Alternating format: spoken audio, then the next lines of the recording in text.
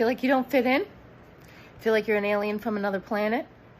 Oh, that means you're an empath. No. That means you're neurodivergent. We all have the capacity for empathy, and empathy is on a spectrum. Some of us have a severe lack of empathy, where others of us have an overage of empathy. And those with the overage of empathy are the empaths. So as an empath, you're highly attuned to the feelings and emotions and energy of other people, places, and things. And you take them on as your own.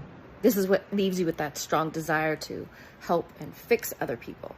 Because if other people are feeling better, then you can feel better. What this comes down to is something called hypervigilance, which is a trauma response, also something known as fawning, where you become very highly attuned as a survival mechanism. What happens here is that you become codependent and not dependent on someone else. Your existence becomes dependent on other people feeling good, and feeling good based on what you have done for them. And what we know about trauma is that it changes the neurology of our brain.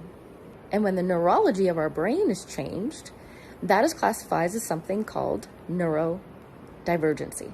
And neurodivergency is classified under two very common disorders, ADHD and ASD. It doesn't surprise me that so many women will first identify as being an empath. That's what I did. So many women will later identify as being a highly sensitive person. Me too.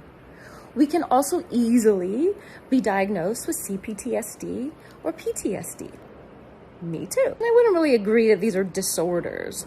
They're differences in our brain and the way we process information, the way we think, and the way that we attend to people, places, and things, which can lead to sensory overload and sensory overwhelm. And when we're not aware of these traits that we have, then we burn out our system. We burn out our nervous systems. Well, we become very hard on ourselves to the point where we isolate, we introvert to an extreme, especially for women. 80% of girls who are autistic remain undiagnosed by the age of 18. And so this has serious consequences on their mental health. And would you know it, as the empathic coach here on TikTok and Instagram, 80% of my followers are women. We're really good at masking. We have special interests in psychology and human behavior. And so we learn how to fit in and behave ourselves. So we go undiagnosed. So I'm not saying that you have ADHD. I'm not saying that you have autism. What I'm saying is there's a diversity in the way that our brains work.